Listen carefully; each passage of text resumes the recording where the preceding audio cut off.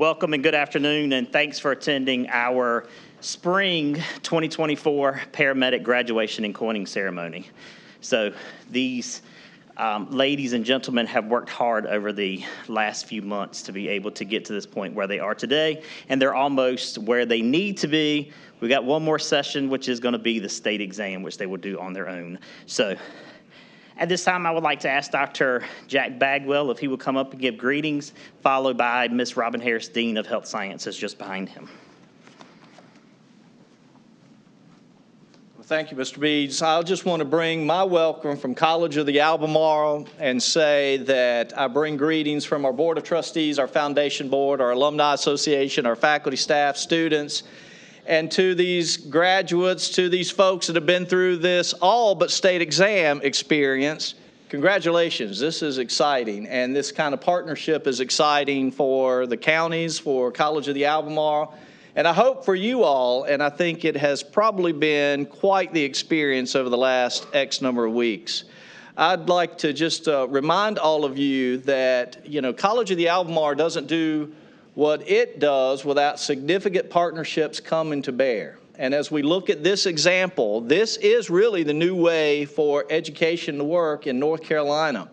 North Carolina is about workforce development. We're about creating jobs in the community college system, but we need partnerships to do that. So you guys are really at on the vanguard, on the precipice of what North Carolina workforce development will look like in the coming days, weeks, months, and years. So I want to be brief and just say congratulations to you. Thank you for everyone who's in the audience who's made this happen. Thank you to our faculty. Thank you to our dean who's coming up for the leadership she provides. And I trust, folks, that you will go out and make the counties, make the college proud, and I'm sure you'll do yourself well and proud in the process. So Godspeed to you in your journey. Thank you.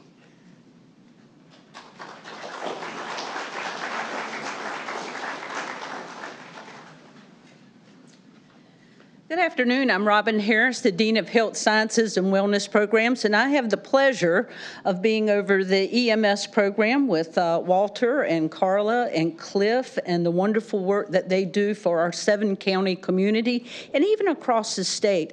And we're very fortunate to have some wonderful partners that help them do that, because the 3 of them can't be everywhere all the time to teach all the people and help them keep up with their professional development that you'll have to do lifelong in your profession. Without those partnerships that help bring these types of events together, our partnership with Dare County and Currituck County, and in providing the instruction for these students along with our instructors to help bring all of this together is truly working together for the benefit of our communities. So this probably is your first coining, I'm assuming. So I brought a coin today. I thought that would be helpful for you to be at a coining. So there's my coin. It's a quarter.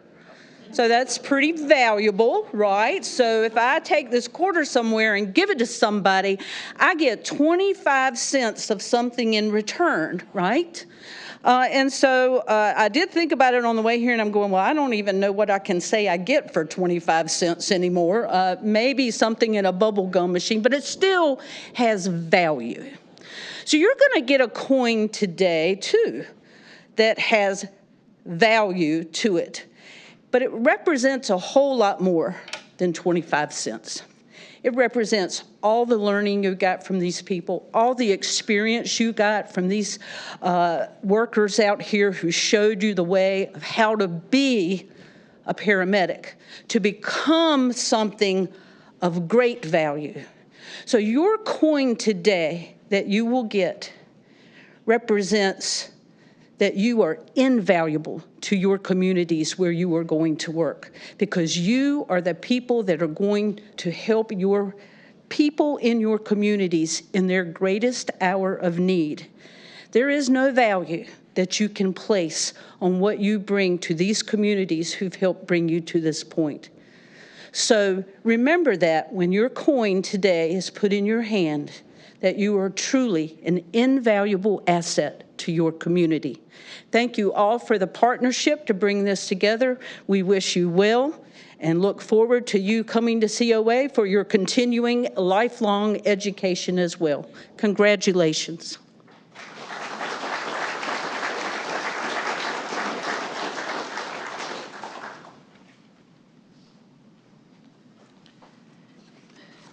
So as both Dr. Bagwell and Dean Harris have said, without the partnerships that we have with our 7 counties, we would not be able to run the paramedic programs. She's heard me say this before. I don't know if Dr. Bagwell's ever heard me say this before, but I don't have a job if I don't have you guys. So I want you guys to continue to come because that's why I'm here, to be able to help serve you and to be able to get you the education that you need to become paramedics. So partnerships. So probably back in last August or September, we started talking about a partnership and how could we make some type of, what we called this was the Paramedic Academy. Never had done anything like this before at COA, where these students actually came through and went to class while working and worked with them to get them there. So Chief Collins and I had some conversation. Then we brought in Curry Tuck. So I see Chief Melton and DC Lane, I guess, is the Deputy Chief Lane in the back. And we started having the conversation of how can we make this work? How can we both work together to be able to create some type of partnership to get the paramedics that they needed? Well, October the 2nd, we started. Today, actually last week you ended. Today, we're where we are today with you completed that paramedic. So this time I'd like to ask Chief Jenny Collins with Dare County EMS to come up and give a few words as well.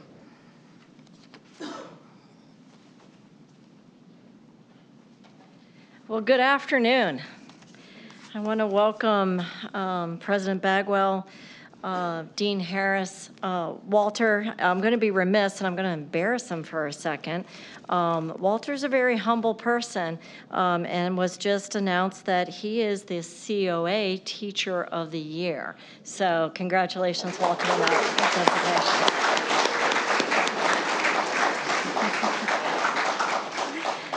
Cliff and Carla, the staff, we have our Board of Commissioner Chairman, Bob Woodard, in the back, who's going to come up after me and say a couple of things. We already talked about Chief Melton from Currituck Fire and Rescue is here, and several members of his staff.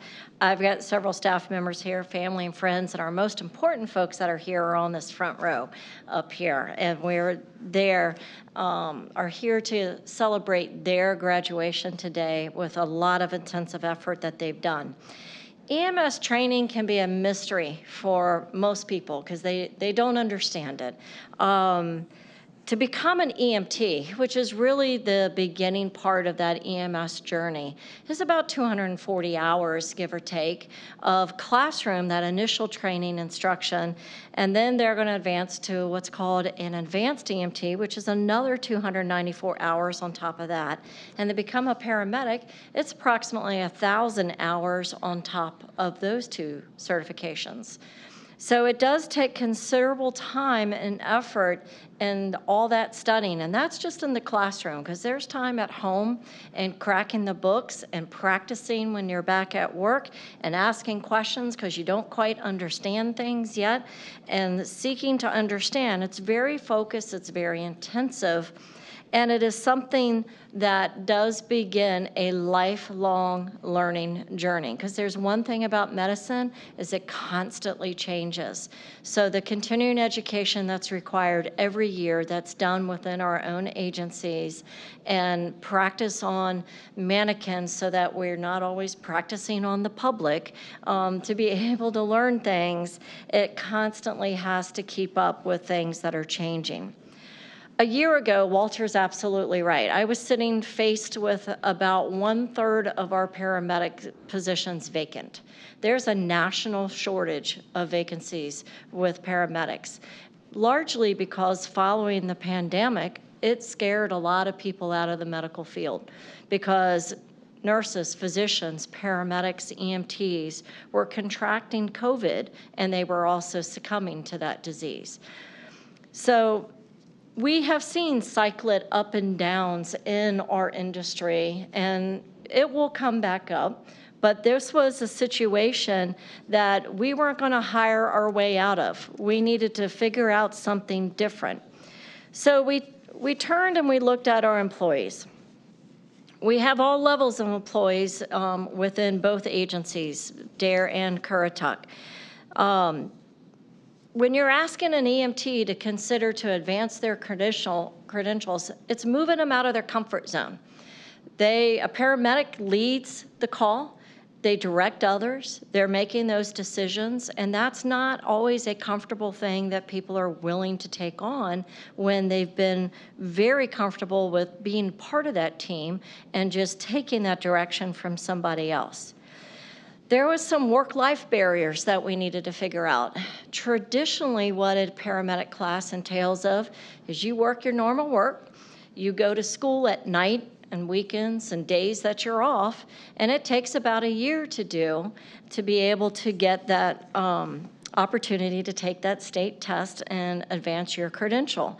But that wasn't going to work for us. We needed to fill a need, and we needed to look at removing some of those barriers that were in place of our folks that were holding them back because their parents, their kids need to go to soccer practice and life needs to go on.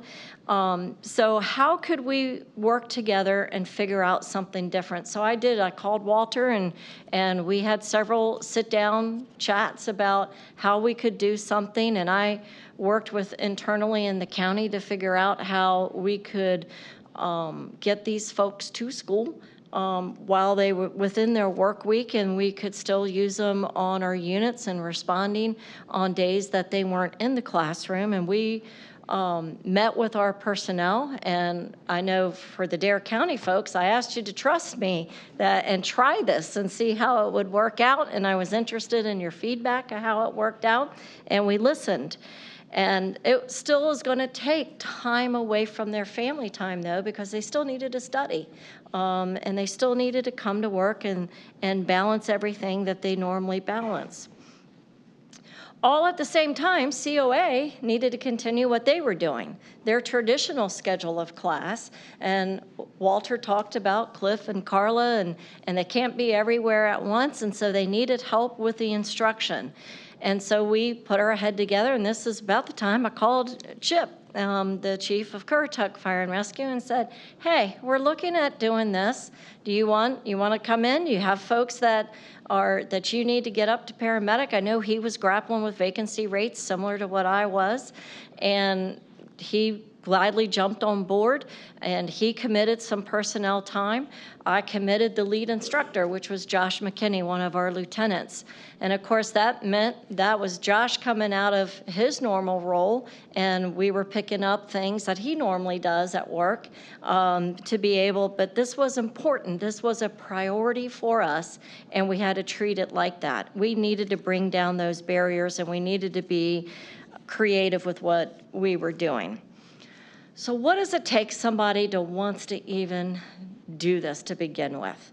You know, I brought a couple of things that these are very familiar. You know, we don't think about dealing with blood, right? Because we put this little thin glove on your hand and said, relax, this is going to protect you against things like hepatitis B and C and HIV so that you don't get sick. The pandemic brought out things like this, the face mask that everybody wore. And we said, relax. This is going to protect you against things like tuberculosis and COVID and hemorrhagic fevers that you might deal with.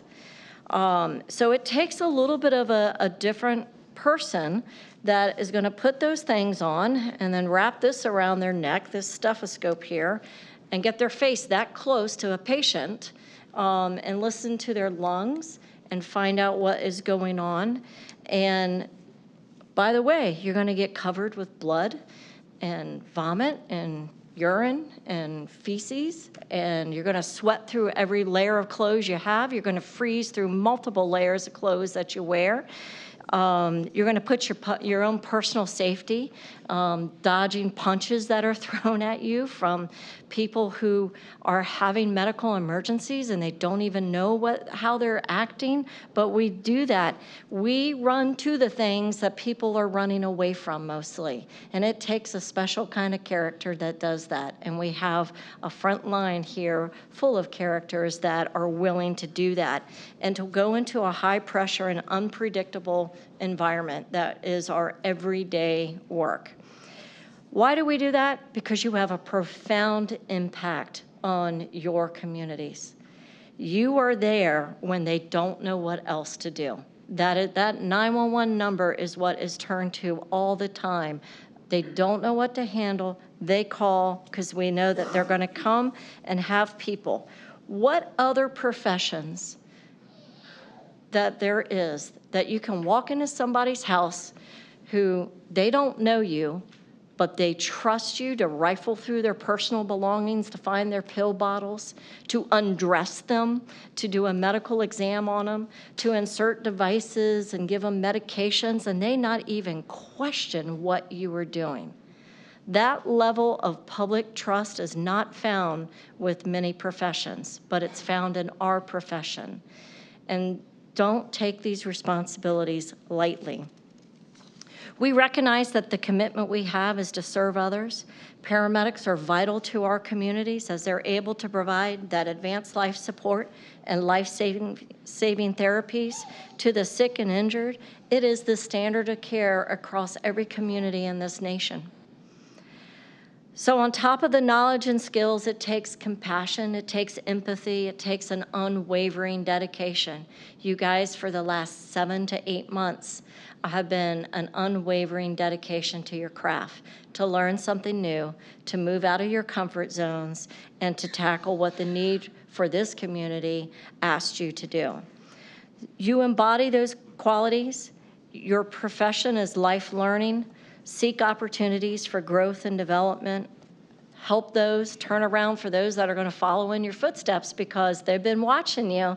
They wanted to see how this class worked, and you are going to entice others to follow behind you. So turn around and reach a hand to help those that are going to struggle with the same things that you've struggled but been able to become proficient at.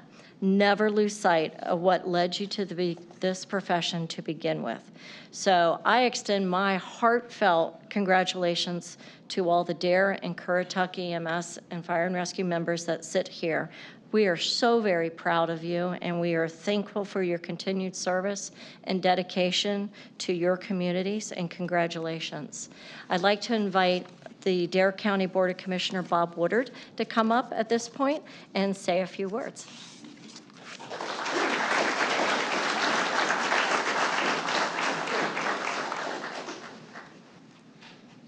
Good afternoon, everyone. Appreciate you allowing me to be so casual this afternoon. Normally, I'm in a coat and bow tie, but I actually played golf today, so I'm coming straight. I'm coming straight from the golf course. I wouldn't miss this for the world. Walter, congratulations on your Teacher of the Year. Appreciate what you do. I'm fortunate enough to be a trustee on the College of The Albemarle, and we hit a home run a few years back when we hired Jack Bagwell to be our president. Jack, you do a phenomenal job. And Robin, you need to come to one of our trustees meeting, and Dr. Bagwell, ask her to say a few words. Man, she's all over it when it comes to health. And I just can't thank them enough. We're very fortunate here in Dare County as well as Currituck. Our level of service in Dare County is, I'm sure, is equal in Currituck compared to the 100 counties. Our level of service, typical counties here, we're here. We're here, guys. You're going to be a part of it. You see those people sitting in the back room? Jenny Collins has put together the best professionals that she possibly can put together to serve Dare County. That's why our Board of Commissioners, we've stepped up to the plate. You need a nice facility to work out of. You need all the right equipment to use. We've spent $42 million. I'm sure you've seen some of the new facilities being built, but long overdue.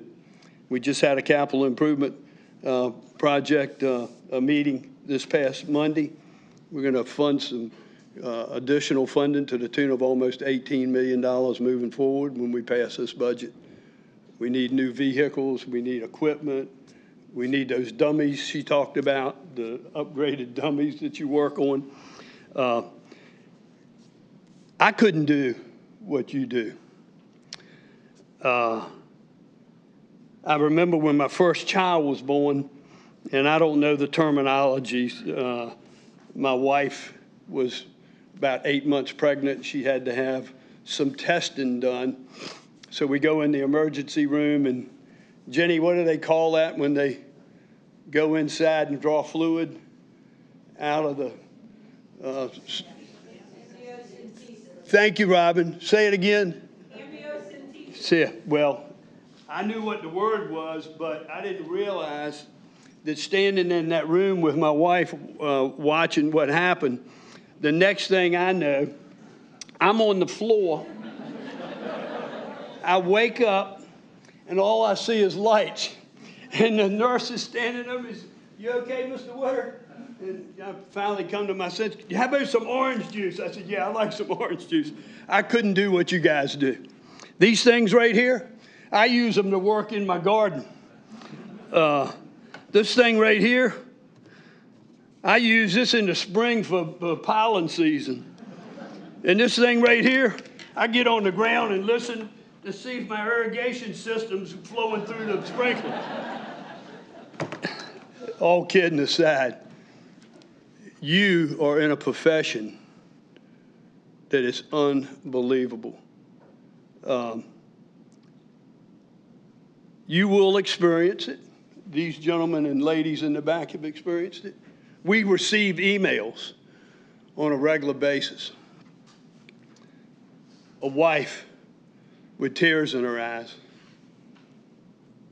talking to you, also sending you an email saying, thank you for saving my husband's life. That goes a long, long way. You're in an unbelievable profession to take care of our citizens in Dare County and Currituck County. And I could probably get to the point where you are today, but when Walter said you had to take a state exam, that's all over with. I wouldn't make it. I was never good in school. I never could take a test, but I know you guys will do extremely well with that. I don't know what drove each of you to the profession, but it takes a special person to do that. I could not do it. It's just unbelievable to hear the stories and receive the emails that we get on our current EMS folks on a regular basis. And I can tell you right now, when it happens to you and you've saved somebody's life and you go home in the evening and you sit down and you relax and you kick back, you're going to be proud of what you do. So I want to say to each one of you, thank you for what you do, and thank you for what you do for the citizens of Dare County and Currituck. God bless you.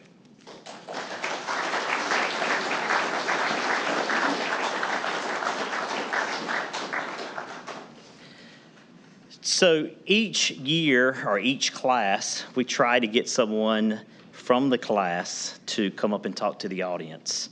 Well, these guys don't mind talking to theirself. They don't mind talking to their patients, but they don't like to get up here in front of you guys. So with a little bit of nudging, normally I can get one to come up, and today we have the pleasure of Cara Hanrahan, who's going to come up and give some student remarks from the class.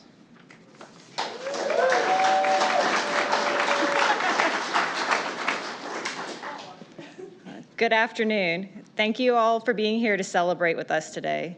It's fair to say that this has been the longest, short 7 months, or 32 weeks if you'd rather, for all of us. None of it would have been possible without the vision of our agencies and the college coming together to make this academy a reality. We are so incredibly grateful for the opportunity to complete this academy, make it to the other side, and be standing in front of you today.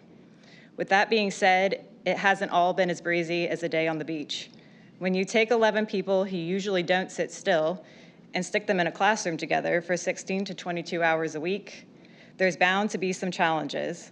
That first 8-hour day was quite a reminder of what it was going to take being back in school. I had a renewed appreciation for my boys who do it every day. For us, it took many a break to stretch and refocus. There was plenty of pen tapping, clicking, and fidgeting. There was also plenty of glaring and shushing the fidgeters. At least one person's fidgeting and curiosity led to the dismantling of many a mannequin, or really anything that could be dismantled. We learned all things cardiology, despite worrying early on that some of those squiggles might never make sense. We learned medication, joules, and milliamps. We also learned its 260 steps to Jersey Mike's, order ahead at Poor Richard's, and who likes what toppings on pizzas. We've joked that Jersey Mike's We learned that Jersey Mike's will be losing a revenue stream with us graduating. While unfortunate for their profits, I'm so excited at what lies ahead for each of us. All the months in the classroom, the clinical hours in the hospital, and on the truck all boil down to this. Each of us before you today, ready to tackle the calls of summer, ready to use the skills we've learned, ready to help our communities as we work, grow, and continue to learn. It took a small army to get us to this point. Instructors, mentors, leadership, friends, and family, all who believed in us, guided us, supported us, and answered our endless questions. Thank you. To the many who came in to teach, thank you for imparting your knowledge. There is one here today who put just as much into our success as we have, and that person is Lieutenant Josh McKinney. Josh, we couldn't be luckier that you are our instructor. It's not always easy being the guinea pigs with both the schedule and the testing, but your infectious optimism and commitment to us kept us committed to continue. We have each grown as students and providers over the last 7 months. It is my hope for each of us that we can continue the enthusiasm and optimism that Josh has shared with us as we go out and begin our journey as paramedics. With that, I'd like to leave you all with a verse that we believe our instructor exemplifies and has instilled upon us. A disciple is not above his teacher, but everyone, when he is fully trained, will be like his teacher. Luke 6:40.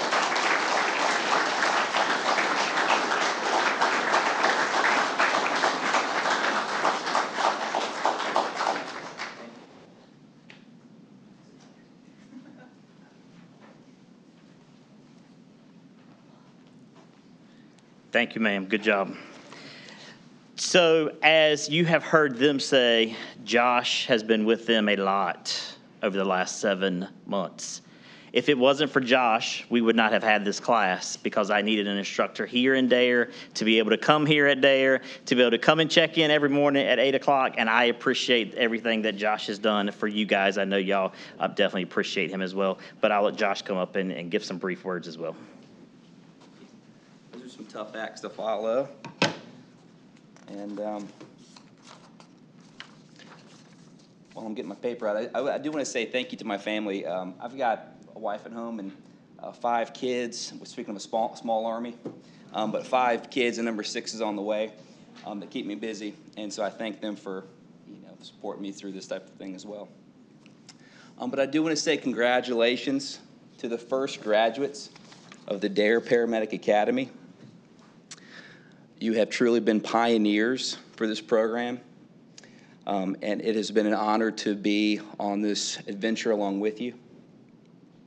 Over the past 8 months, we have spent a lot of time together. I'm going to really miss this time, and I've been thankful to have this opportunity, so thank you for administrations and all that allowed me to have this opportunity. The last day of class, when they all walked out and I was straightening the chairs back up and wiping off the whiteboards, I got a little teary-eyed because I'm going to miss these guys. I'll see you around, but not as intense as we've been. Speaking of intensity, our course of study has been very intense. You guys have done, like the chief said, over 1,100 hours of time in an educational setting. 16 hours, and I even forgot about those labs that make it sometimes 22 hours a week that you've been in class. You did a lot of time in the clinicals in the ER, and a lot of riding on ambulances, and the countless hours of studying an independent study at home. and you've had the opportunity to learn from some great instructors. Many of them are in the room. I see many of you in the room. I'm glad it wasn't just up to me. There was a team that did this instruction. Paramedics from Currituck County Fire and EMS, from Dare County EMS, flight paramedics from Nightingale and Dare Med Flight. And we even had a medical director in the classroom to teach us one day, which was awesome. You guys spent time in the emergency departments at Outer Banks Hospital and Albemarle Medical Center, soaking up some wisdom from those doctors and nurses. And recently you've been riding with providers in your departments to do your capstone. And I'm sure you've had some great experiences riding along with them. And during this capstone phase, we asked you to focus on being a team leader. I want you to keep in mind that you will always be part of a team. And so take time to encourage and develop those around you, those on your team. Be good to your EMS partners. You know, they say paramedics save lives, but EMTs save paramedics.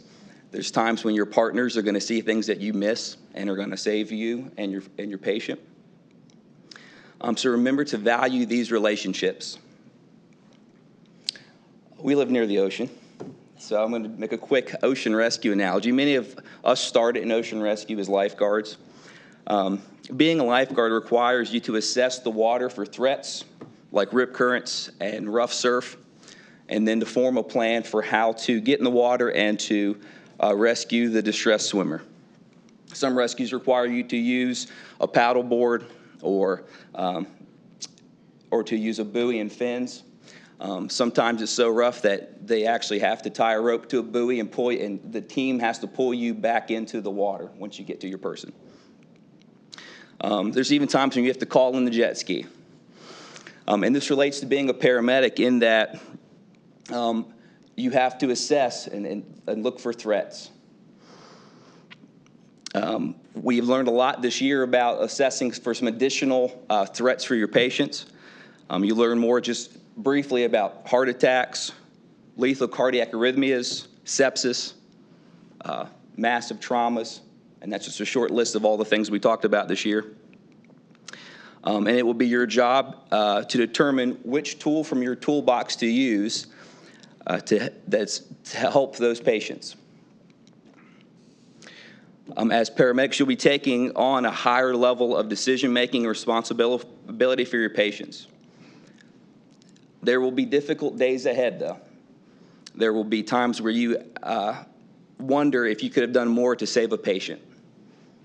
And for the EMS in the room that's been doing this for a while, you can probably see a couple faces for that question that you ask yourself. Could I have done more for those patients? And we wrestle with those questions. But I want to encourage you to grow from those experiences, and then the next patients you have will thank you for that wrestling and that growth. And as I said on the first day of class, which seems like in a way a long time ago, but also like it was yesterday, that being a paramedic is about helping people. We have the opportunity to be there for people when they are having the worst day of their lives. The medicine that we learned is important. But don't get me wrong, the things we do as paramedics can be life-saving, life-changing, but it is not just the airway management. It's not just the cardiovascular care or the medicines that we administer that are important. It is the bedside manner. It is how we convey to our patients that they are valuable and that we genuinely care about them as people. This care is what our patients and their families will remember. I am so proud of all of you. It has truly been an honor to be a part of this academy with you. Thank you.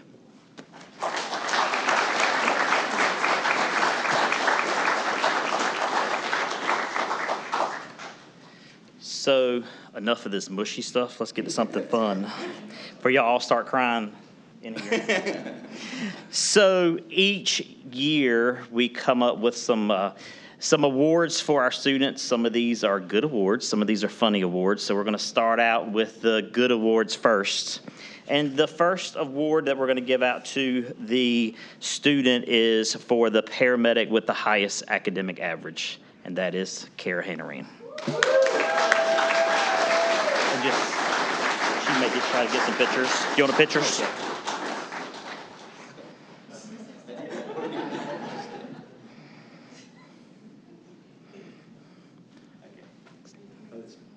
Here, I'm gonna let y'all stand right here going for. Stand right here next. Yep. So with this class, so they talk about a bunch of skills. So we try to bring out some of the skills that are high intent skills that paramedics do not always get to perform. We actually had 4 students that were able to perform some of these high contact skills, and we're going to recognize those. So the Black Cloud, Ian Dudek, I'll let him come up. So he actually had 2 intubations, I believe. One of those was a field intubation cardiac arrest with defibrillation, multiple defibrillations to go along with that. So he's going to get the field intubation and defibrillation award.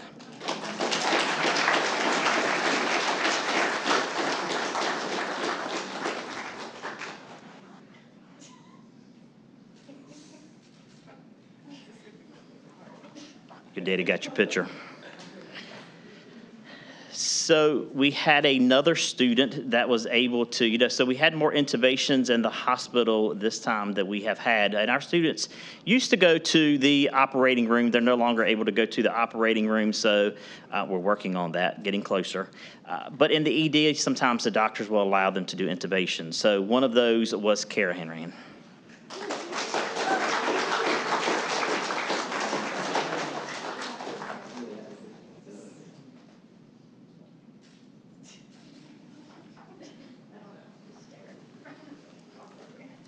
One of the things that I learned today is he has been an EMT, was an EMT in Virginia, an AEMT, a little over, I think he said about 18 months this morning. First intubation that he ever had was in the clinical experience, and that is Joshua Morse.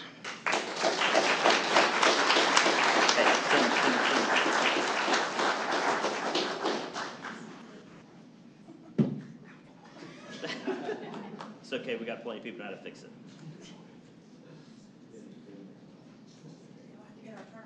Right.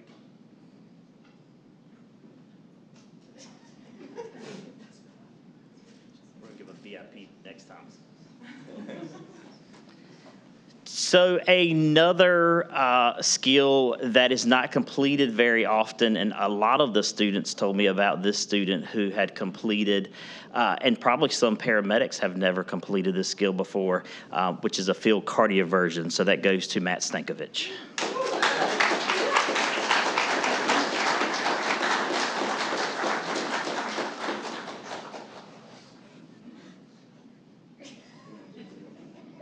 Josh, look short.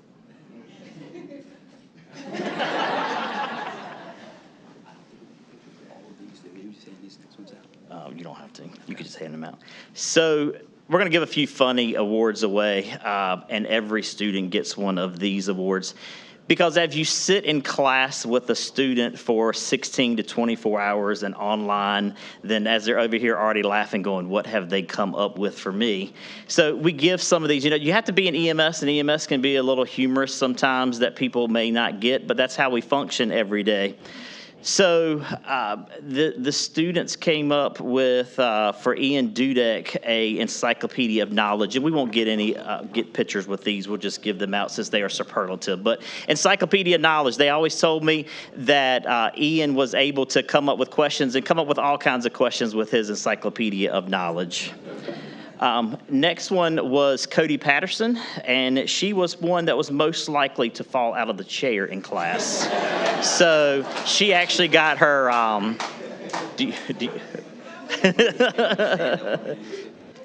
Tammy, do you want them to stand up just so you can grab their picture real quick? You good? You're good. Okay. She doesn't want a picture of that. The most off-the-wall questions. So paramedic students, EMT students have some of the most off-the-wall questions. He already is over there going, oh, he knows it. Matt Stankavich.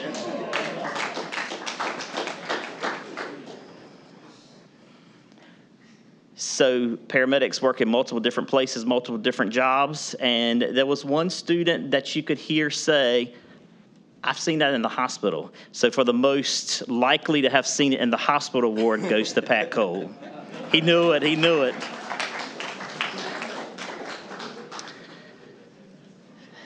So this next student is secretively competitive. He doesn't want everybody to know he's secretly competitive.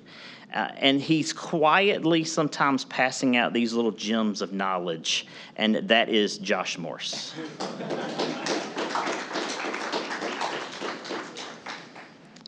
This next one I've picked on in class, and I have tried to pull her out of her shell. She has told Dr. Kitch this morning that she knows that she's got to get out of her shell. So likely to be the quietest one in the class is going to be Bryn Gadavis.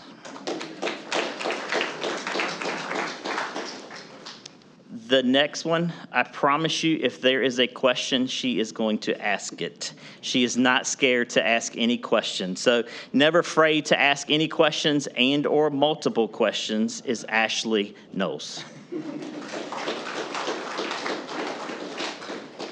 So they talked about going to go eat and eating at Jersey Mike's. I taught class one day, and there was a bag full of McDonald's. And I said, "What did you do with all of that food?" He said, "Well, I'm going to eat it." So the most person to likely out-eat the entire class is going to be Jesse Moore. And I still have yet to figure out where he puts it at. So we talk about sometimes it's not what we have and the tools that we can use. Sometimes it's about the compassion and the empathy and the other things that we can do for our patients. So Toby Paz, he went above and beyond to take care of a patient and actually made a sun visor out of a draw sheet. So he gets the went above and beyond for a patient award.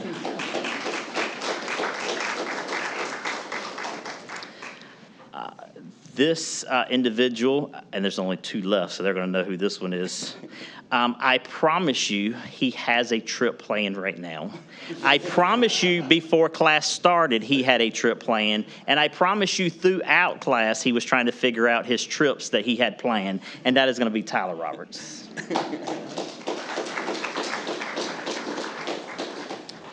The last award we're going to give is to Cara Hanrahan. She was the person that you could call on all the time. And Josh and I she's probably the ones we struggled with the most trying to figure out what it was. And she helped come up with some of these superlatives as well. But if we called her and said, "Can you do this? Can you do that? Can you do this? Can you do that?"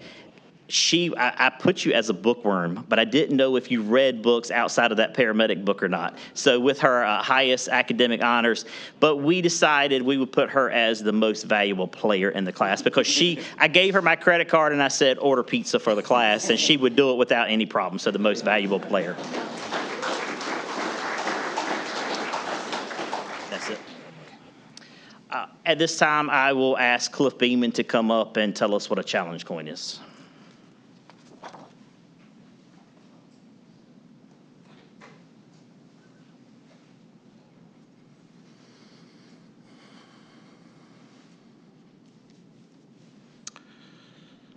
There are many examples of traditions that build camaraderie in the military, but few are as well respected as the practice of carrying a challenge coin. This is a medallion or token that signifies a person is a member of an organization. Today, these coins have broken out of the military into the general population. Civic organizations are using them. Fire, EMS, police organizations are using them. Businesses are using them. Other government entities are using them. These coins, again, represent your membership in the organization. The coins are dated back and they can be traced back to the Roman Empire. They were used by the military.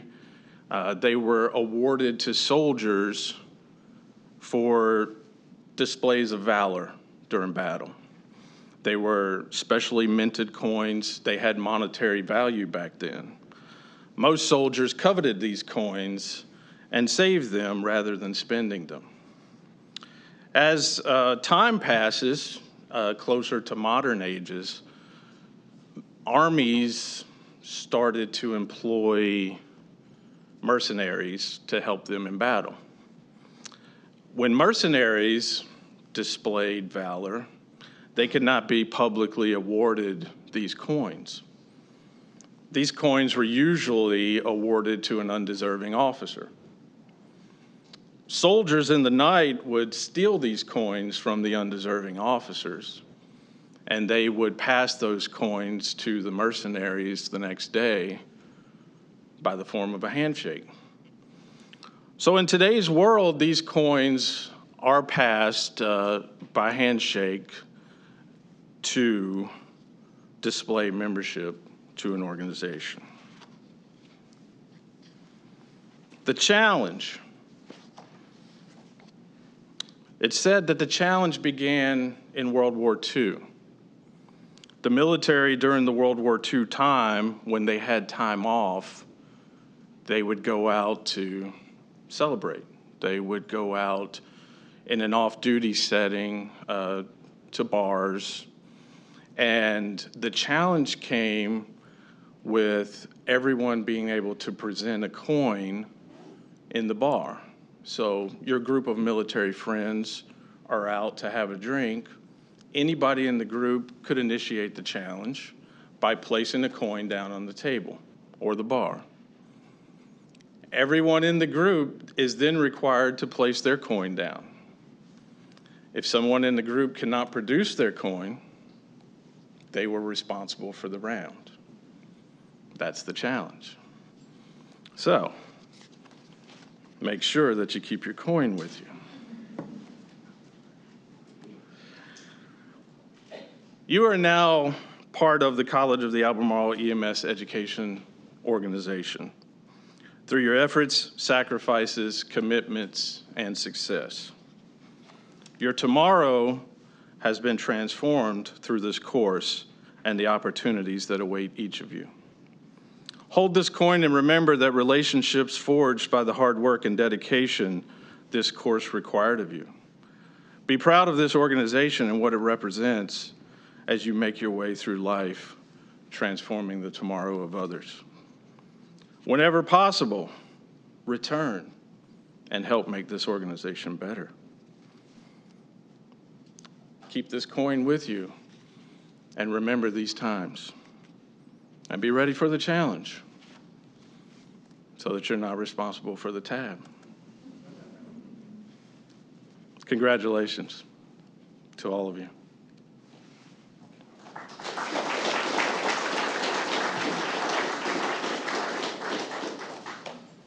We'll now present the coins and certificates of completion to the graduates. As you're called, please come forward.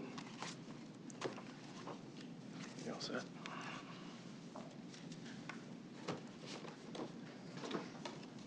Patrick Cole.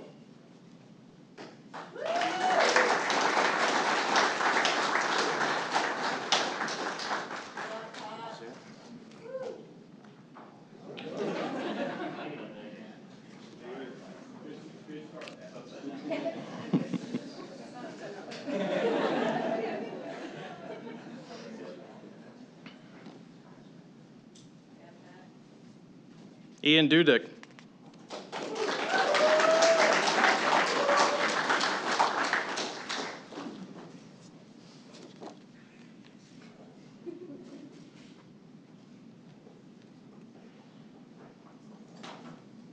Bryn Gavazdas.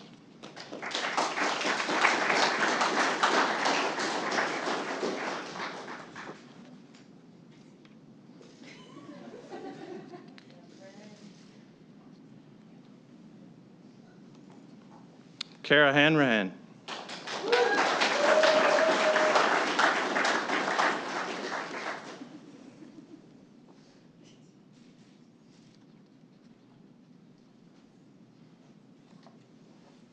Ashley Knowles Previer.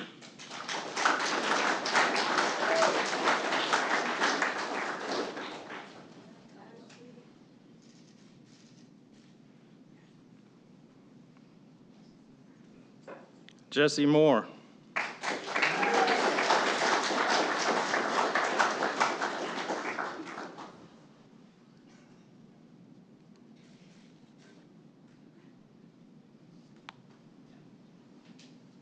Joshua Morris.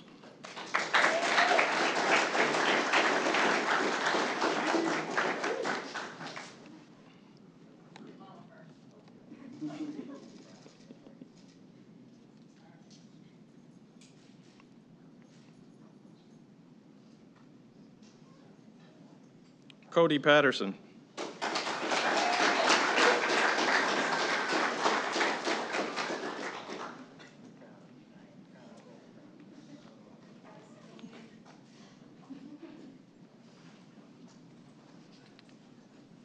Toby Paz.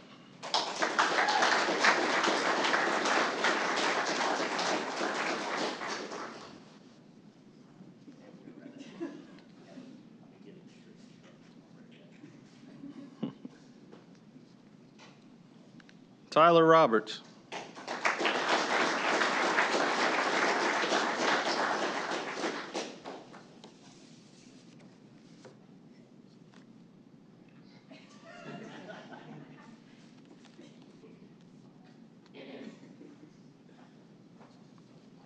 And Matthew Stankavich.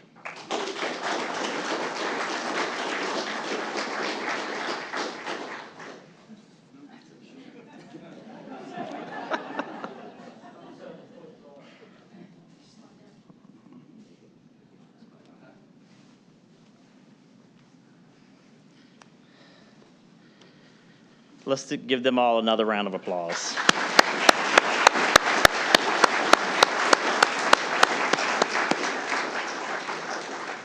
So with every agency, there is a code of ethics. The Code of Ethics for EMS practitioners was started by Dr. Charles Gillespie back in 1970s. It was adopted by the National Association of Emergency Medical Technicians in 1978. The code was revised in 2013, in June the 14th of 2013 to be exact.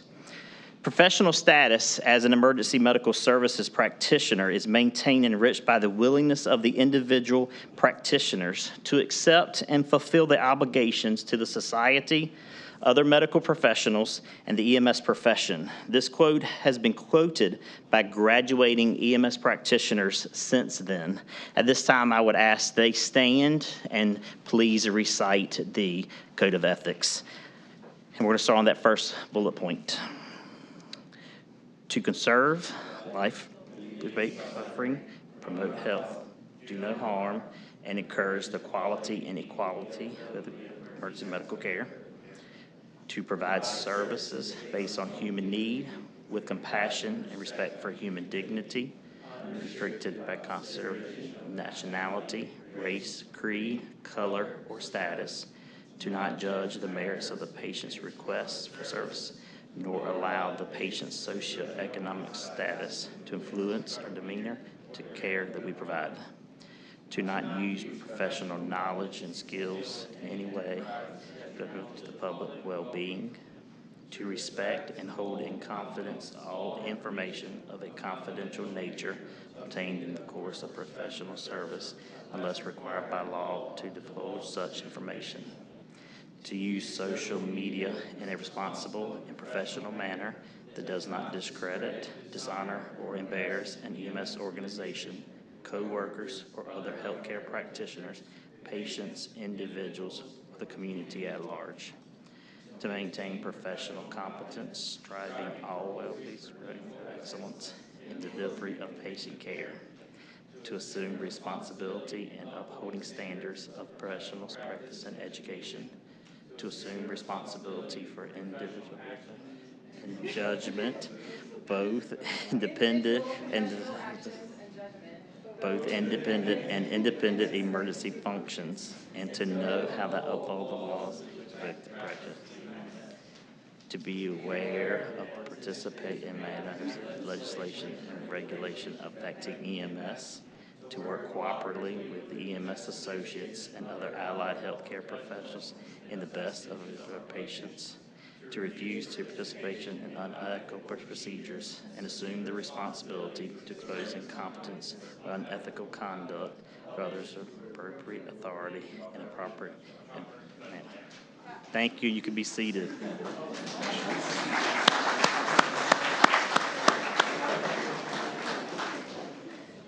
So, graduates, congratulations.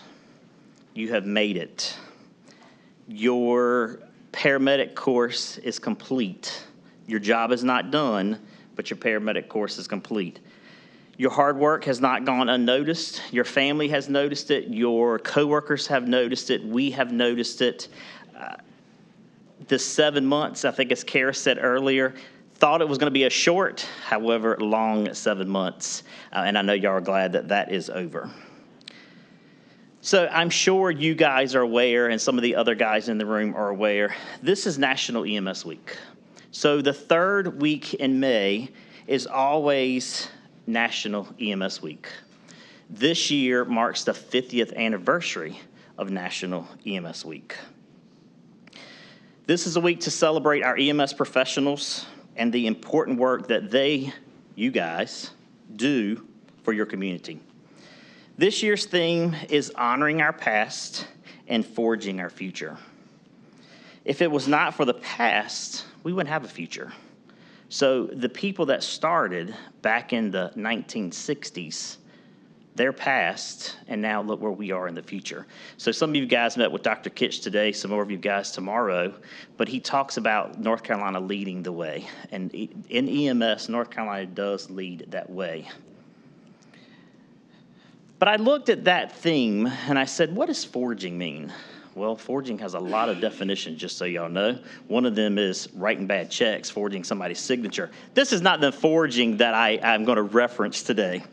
So it was the definition that I looked up said, to make or shape something with heat or by beating. To make something more special with difficulty. So you take something and you beat it or you heat it and you make something special out of it. Over the last few months, your instructors, your preceptors, your mentors have worked with you to make you something special. We couldn't heat you up. We probably did.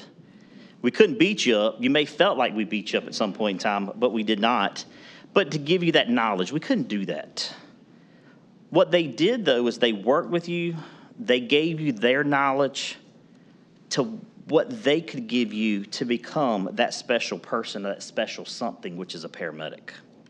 As educators, we commit ourselves to you to help you so then you can help others. As you move forward in your career as a paramedic, I want you to remember a few things. Keep learning. It started with Miss Harris earlier, and she said, keep learning and coming back to COA.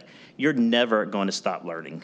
Medicine constantly is changing. I told you guys probably at some point in your class that the day that the book was written, it was outdated because medicine changes that quick. That book was outdated, but we got to have some type of curriculum to go by, but it was outdated.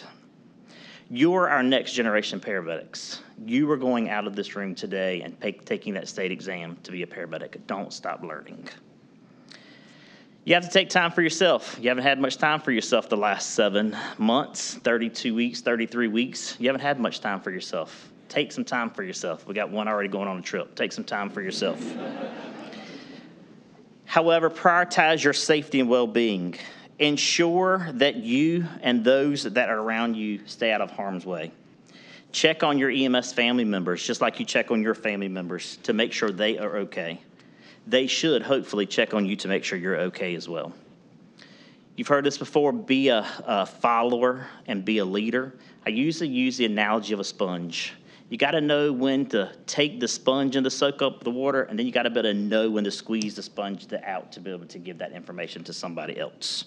So learn from others, however, pass your knowledge on to another new paramedic as well. Be an advocate. So the first person you have to be an advocate for is who? Yourself. You got to be an advocate for yourself. Then you got to be an advocate for your colleagues. And then you got to be an advocate for your patients and the EMS professional as a whole. Always remember, do what is right. Remember the most important part of your job. You have a drug box. You have an ambulance. Those things are great. However, they may not always be the number one thing that your patient needs. Your patient may need some passion, and your patient may need some empathy. Don't forget those two things, because you've learned a lot about cardiology and 12 leads and ECG and how to give these medications. A lot of patients don't need that. They just need you to be you to come take care of them and talk to them and have a conversation with them. In conclusion, today is your day. We're celebrating you. We're praising the hard work that you have done over the last few weeks. You've worked tirelessly. You have reached this paramedic milestone. Your dedication has paid off. You are almost there, just a little ways to go. Stay focused, continue sharpening your skills, lead by example, never stop striving to make the world a better place. And again, congratulations.